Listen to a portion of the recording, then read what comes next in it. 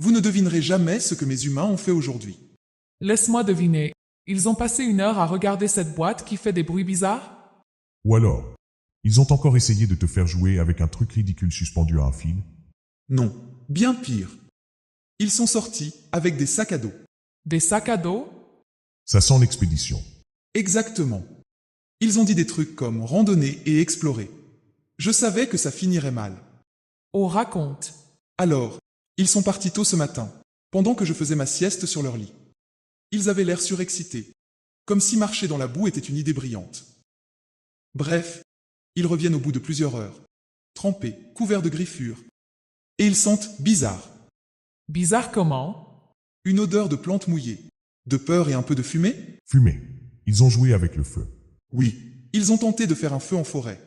Mais apparemment, ils ont failli tout brûler. Classique. Mais attends, pourquoi avaient-ils peur? Parce qu'ils se sont perdus. Évidemment qu'ils se sont perdus. Ces créatures n'ont aucun sens de l'orientation. Et dire qu'ils pensent être plus intelligents que nous.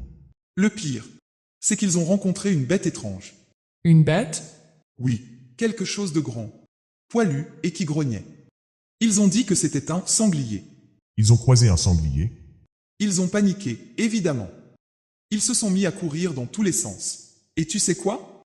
Le sanglier ne les poursuivait même pas. Des vrais génies, tes humains. Et après, ils nous disent de ne pas courir après des oiseaux. Et comment ils ont réussi à rentrer? Apparemment, ils ont utilisé cette petite boîte brillante qu'ils aiment tant. GPS, ils l'appellent. Typique. Pas capables de trouver leur chemin tout seuls.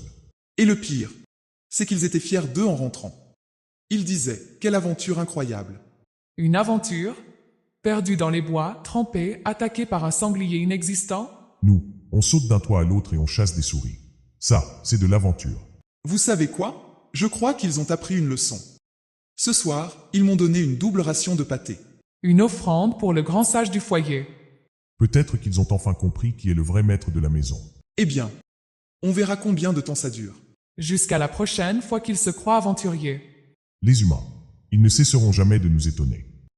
Vous savez, je me demande toujours, pourquoi ils font ça? Faire quoi? Toutes ces aventures. Pourquoi ils sortent, se mettent dans des situations impossibles, et reviennent épuisés en disant qu'ils ont passé un bon moment? Peut-être qu'ils s'ennuient.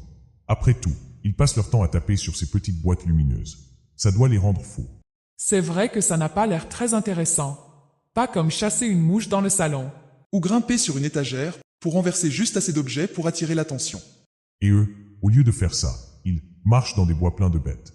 Vous croyez qu'ils essaient de nous imiter? Nous imiter? Oui.